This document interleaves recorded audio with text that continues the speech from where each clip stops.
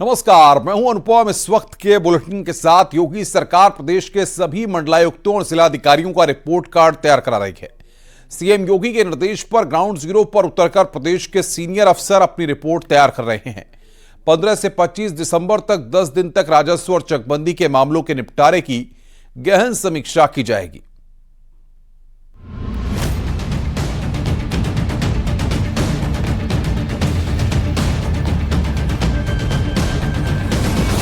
योगी सरकार अधिकारियों की रिपोर्ट तैयार करा रही है।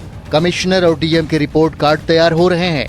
सीएम योगी ने राजस्व वादों को निपटाने के निर्देश दिए हैं। चकबंदी के मामलों के निपटारे की समीक्षा के निर्देश दिए गए हैं। 15 से 25 दिसंबर तक सीएम योगी ने समीक्षा करने के भी निर्देश दिए हैं। खराब प्रदर्शन करने वाले अफसरों को तलब किया जाएगा। कमिश्नर, डीएम, एसडीएम और तहसीलदारों से जवाब तलब होगा। लापरवाह अधिकारियों की रिपोर्ट सीएम ऑफिस भेजी जाएगी। लापरवाह अधिकारियों पर कार्रवाई भी होगी। जनता की समस्याओं के निस्तारण में जो अफसर हीला हवाली कर रहे हैं, मुख्यमंत्री योगी आदित्यनाथ के तेवर ऐसे अफसरों पर सख्त हैं।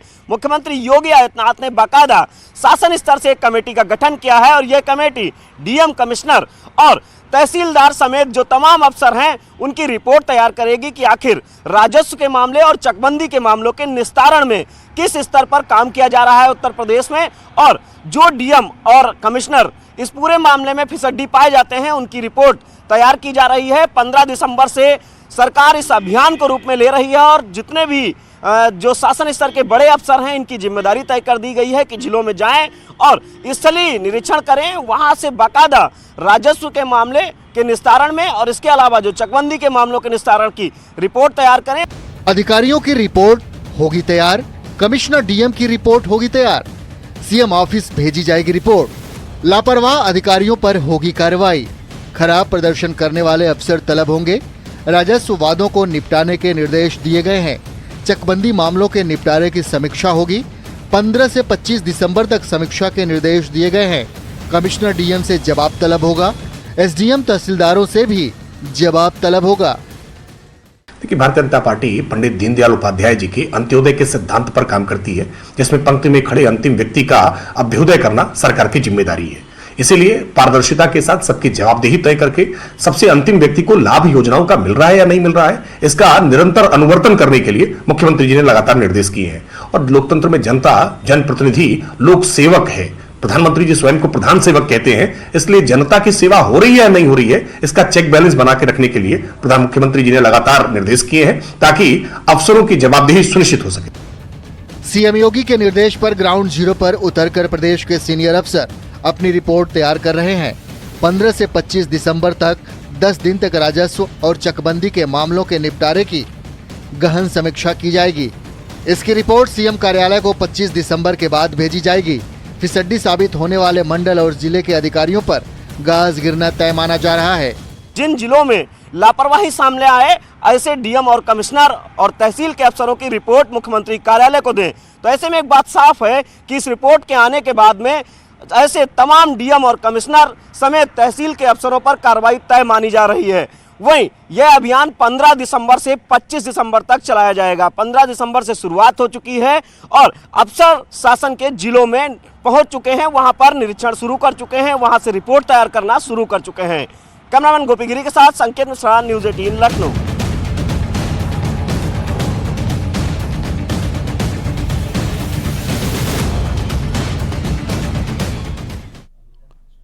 उत्तर प्रदेश में अब विधायकों के सुझाव पर 1142 नई सड़कें बनने वाली हैं। पीडब्ल्यूडी अब 1615 करोड़ की लागत से नई सड़कें बनाएगा। पीडब्ल्यूडी की गांव को संपर्क मार्ग से जोड़ने की योजना है। पीडब्ल्यूडी ने इसकी मंजूरी दी है। नाबार्ड से बजट मिलते ही ये सड़कें बनेंगी। विधायक अपने क्षेत्र में 6 करोड़ की इंटर कनेक्टिविटी सड़कों के प्रस्ताव दे सकेंगे। विधायक की निधि की इंटर कनेक्टिविटी सड़कों में खर्च नहीं होगी। विधायक निधि को अब जनप्रतिनिधि दूसरे कार्यों में लगा सकेंगे।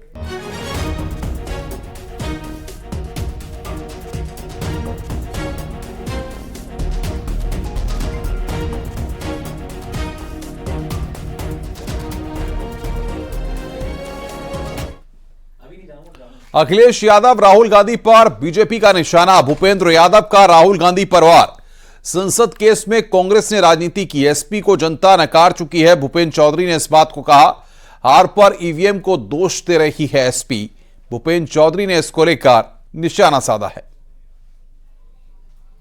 प्रदेश के अध्यक्ष भूपेंद्र चौधरी जी हैं। सर, जिस तरीके से अखिलेश यादव का एक बयान आया है, उन्होंने कहा है कि एक बार ईवीएम पे फिर से सवाल उठाते हुए बोले वो कि ईवीएम तभी हटेगी जब भारतीय जनता पार्टी हटेगी। ऐसे में 24 में भारतीय जनता पार्टी को हटाना है, तभी ईवीएम हट पाएगी।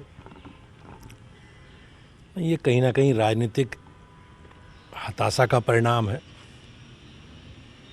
और समाजवादी पार्टी की नीतियों को या विपक्ष की नीतियों को जनता ने नकार दिया है। अब ईवीएम लगभग 20 साल से चुनाव 20-25 साल से लगातार ईवीएम के माध्यम से विधानसभाओं के लोकसभा के चुनाव हो रहे हैं। मुझे लगता है इसी कालखंड में लगभग 2 बार 10 वर्ष तक केंद्र में कांग्रेस की सरकार रही है। इसी कालखंड में मुलायम सिंह जी मुख्यमंत्री रहे हैं राज्य में, अखिलेश यादव जी 5 साल मुख्यमंत्री रहे हैं, बहन मायावती जी मुख्यमंत्री रहे हैं। तो अगर जीतेंगे या जिन राज्यों में आपने देखा है पिछले कालखंड में, पिछले 2-3 सालों में भारतीय जनता पार्टी के हमारी अपेक्षा के अनुसार कई जगह परिणाम नहीं आए। हम कर्नाटक में भी चुनाव हारे हैं, भाजपा हिमाचल में भी हमारी जो अपेक्षा है उसके अनुसार परिणाम नहीं आए, अभी तेलंगाना में भी। तो जहाँ बीजेपी जीतेगी वहाँ लोग संवैधानिक संस्थाओं पर प्रश्न खड़े करेंगे, ईवीएम को दोषी ठहराएंगे, सरकारी मशीनरी को दोषी ठहराएंगे, और जहाँ विपक्ष के लोग जीतेंगे उसकी कोई चर्चा नहीं होगी। तो ये लोग हताश हैं। सर, राहुल गांधी का भी एक ट्वीट आया है। उन्होंने संसद में जो घटना घटी है उसको लेकर कहा कि मोदी सरकार में जो बेरोजगारी है उसकी वजह से इस तरह की घटनाएं करने के लिए युवा मजबूर हैं। नहीं, हम लोकतंत्र में हैं और सबको अपनी बात कहने का एक उचित मंच संवैधानिक व्यवस्था में दिया गया है। प्रदर्शन करने के, अपना विरोध प्रदर्शन करने के, अपनी बात कहने के, सरकार तक पहुंचाने के अनेकों विकल्प सबके पास हैं। लेकिन इस तरह की अराजकता करना, इस तरह की देश विरोधी कार्रवाई करना, ये कहीं ना कहीं विधि सम्मत नहीं है। और मैं इधर अखिलेश यादव ने बीजेपी पर वार किया। 80 सीटों पर बीजेपी को हराएंगे। अखिलेश यादव ने इस बात को कहा है, विपक्षी दलों को साथ आना होगा, जनता परिवर्तन के साथ है। अखिलेश यादव यहां पर इस बात को कह रहे हैं कि आने वाले समय में परिवर्तन होगा, बीजेपी हटेगी। और मैंने नारा दिया है कि सभी दल साथ आएं, खासकर जो समाजवादी पार्टी के साथ गठबंधन में थे। गठबंधन 80 हराओ का नारा देगा। जब 80 हारेंगे तभी भारतीय जनता पार्टी हटेगी, और भारतीय जनता पार्टी हटने से ही देश खुशहाली के रास्ते पर जाएगा। इनके पास नारे तो नए नए हैं।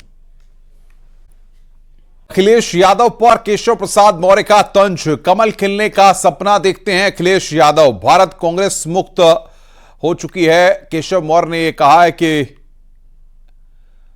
उत्तर प्रदेश में कोई पूछने वाला नहीं है कांग्रेस को। कांग्रेस और एसपी पर तीखा वार किया है। वो जरूर ये रात में सपना देखे होंगे, आपने उसको सुन लिया होगा। 80 भाजपा के कमल खिल रहे हैं। सर